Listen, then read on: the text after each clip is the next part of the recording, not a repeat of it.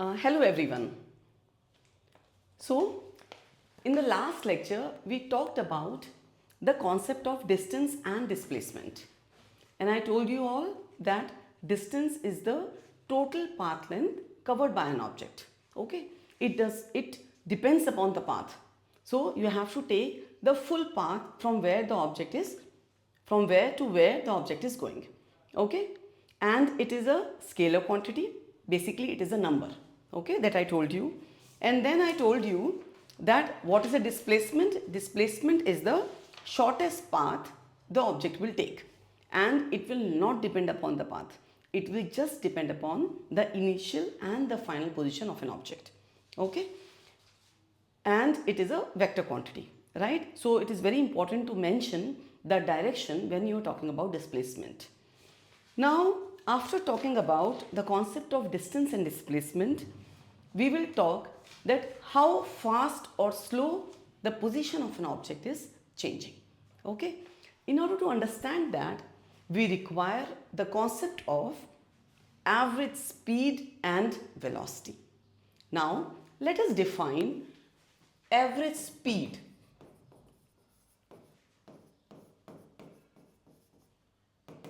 Average speed is defined as total distance covered by an object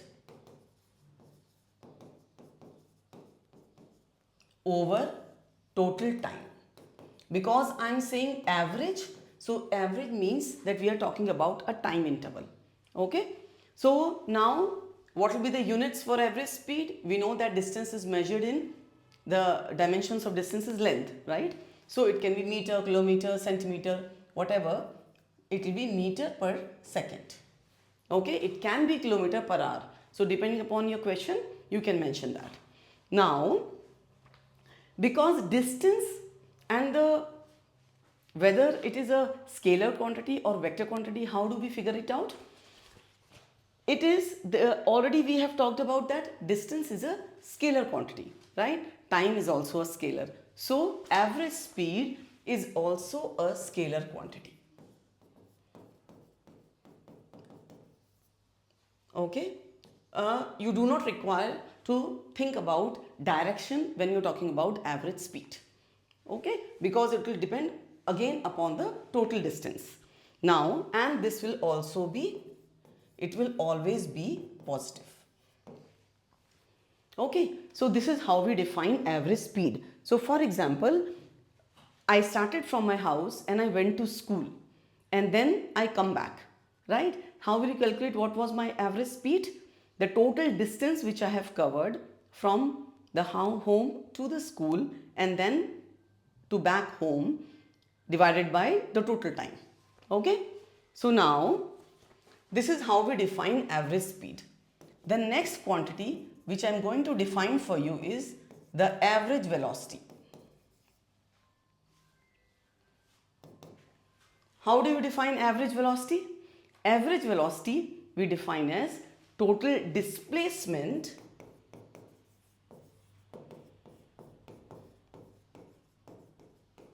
over total time. Okay? Now, displacement is a vector quantity. It depends only on the initial and the final position of an object. It does not depend upon what path the object is taking. Okay? And because displacement is a vector quantity, so average velocity will also be a vector quantity. Okay?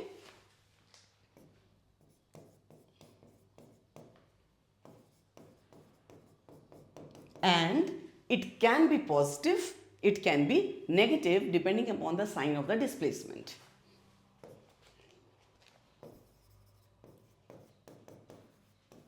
Or negative.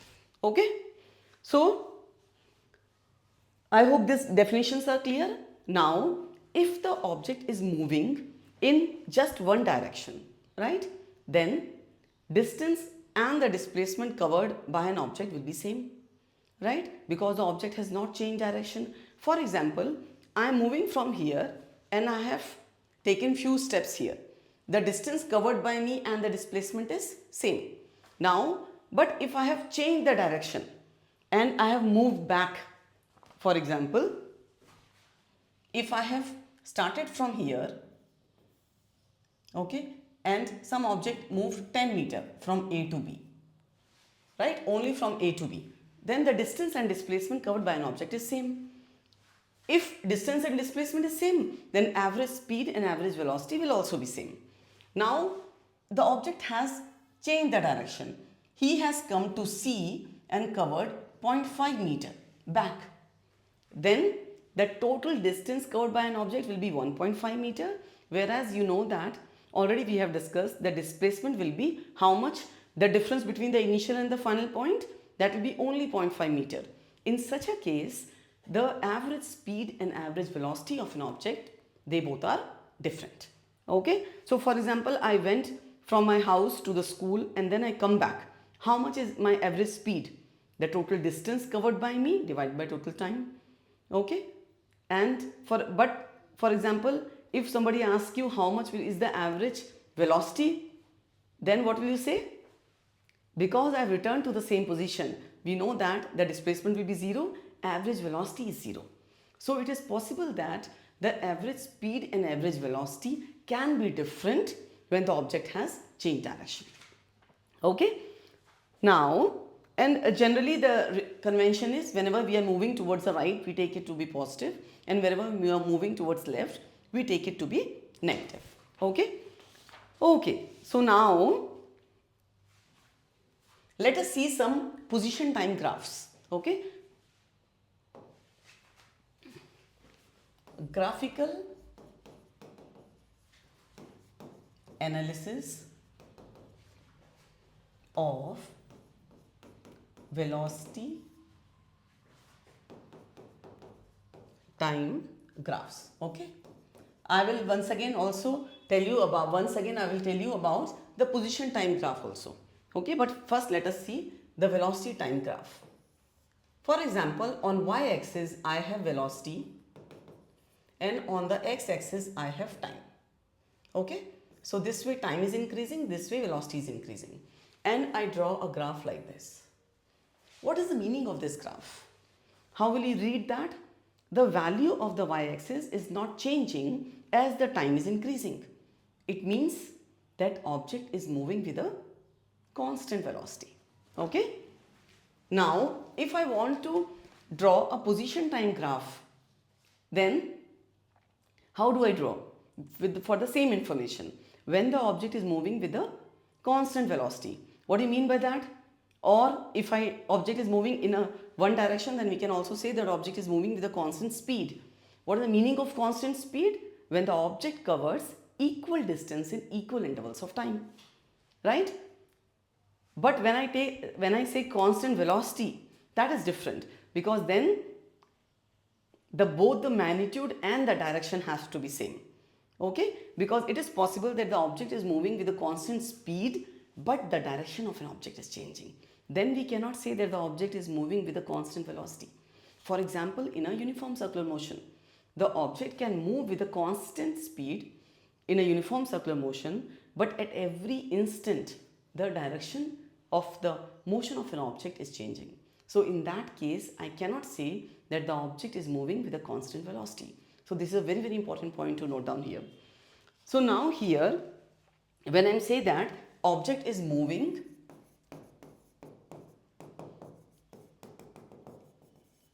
with constant velocity, then both the magnitude and the direction have to be constant.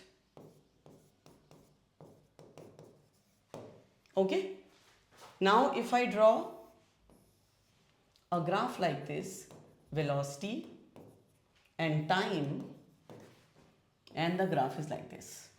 So here, what is the meaning of this?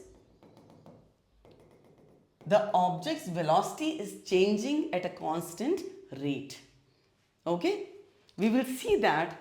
What do we define as rate of change of velocity?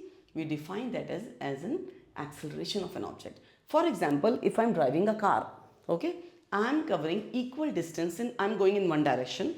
Okay, I am not changing the direction, and I am covering equal distance in equal intervals of time.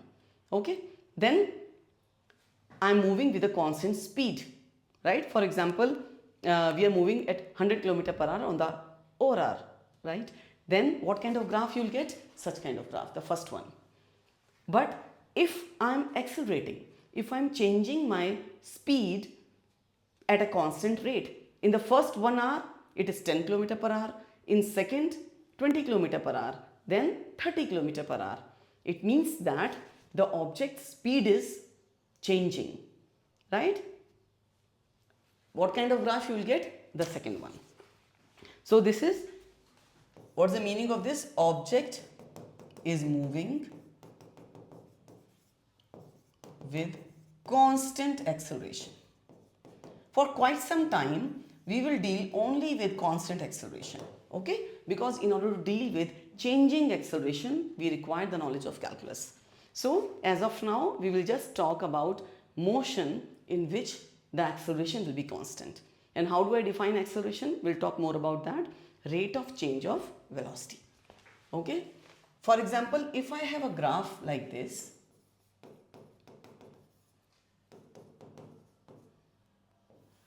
okay, then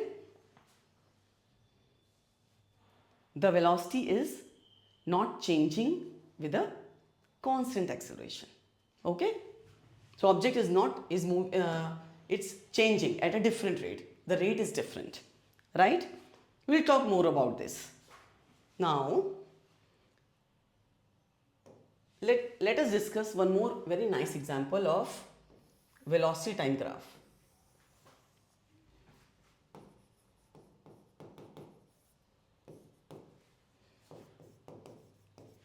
Okay.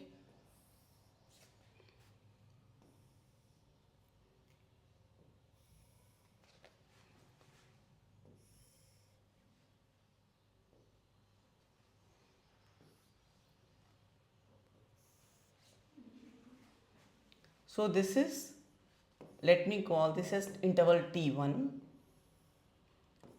T2, T3 and T4. Let us try to understand what is the meaning of this graph, okay, what is happening. So from 0 to T1, it is very clear that the velocity of an object is changing, okay, and the velocity is a vector quantity, so it has direction, right? It is positive, okay, it is on the upper side of the graph. What is the meaning of positive velocity? I can choose my right direction to be positive.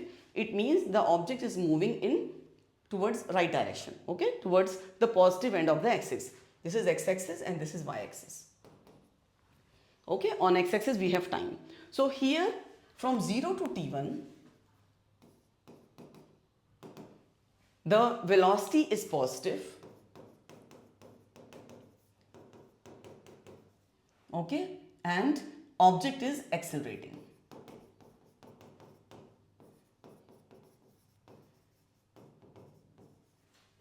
Okay. Now, what is happening from T1 to T2? From T1, T2 time interval, what we observe that, for example, here, this is V and let me call this as also V. Okay. It's positive and it is accelerating. Now, from T1 to T2, what does the graph show? The graph shows that the velocity of an object is constant and that is V meter per second, okay? The object is not accelerating. We will also talk about all these graphs. It is very, very important to analyze in terms of the slope also, okay? We'll talk about more in detail about that. So here the velocity is constant, okay? The object is not accelerating. It is moving with constant velocity V meter per second. Then what is happening from T2 to T3? And still the velocity is positive because it is above the graph. So it means that first I was moving in the x direction, I was accelerating. Then I'm moving with a constant velocity, okay? It's not changing. I have achieved velocity V meter per second and I'm moving with that in the same direction. Now, what is happening from T2 to T3? The velocity is decreasing, right? I am slowing down, but still I am moving in the positive direction. That is important. So still the velocity is positive, okay, but object is slowing down. It means the acceleration is in opposite direction, okay, acceleration is negative, the object is deaccelerating, okay. Now from 0 to t3, the object was moving in one direction. Now what happened at t3? This is a very, very important point. This is a turning point, okay. After t3, for example, if I have reached here, the object has changed direction because the velocity is now negative, okay. The object is moving in the negative direction. So from t3 to t4, velocity is negative but increasing in the negative direction, okay. So is negative, right, but it is increasing, so object is again accelerating.